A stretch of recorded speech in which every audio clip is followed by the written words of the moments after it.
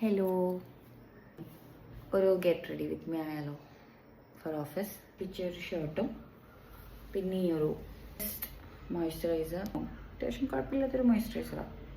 Lip balm ഇട്ട് കൊടുക്കാം, ഭയങ്കര ഡ്രൈ ആയിട്ട്.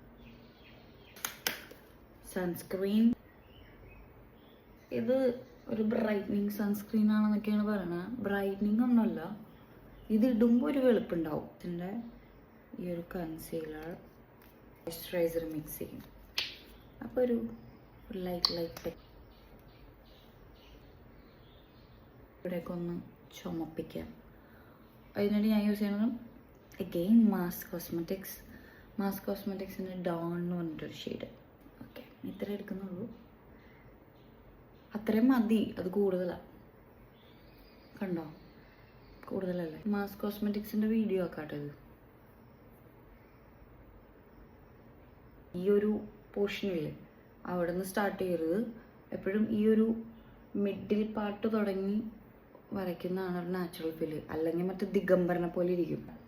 ഇങ്ങനെ വരയ്ക്കാൻ പറ്റില്ല. ഞാനിപ്പോൾ വരച്ചിട്ട് വരാം.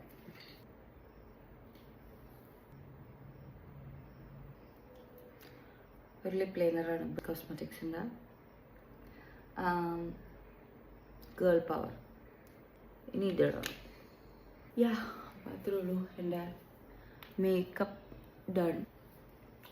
ഔട്ട്ഫിറ്റ് ഇട്ടിട്ടുണ്ട്, വാച്ച്, ഇയറിങ്സ്.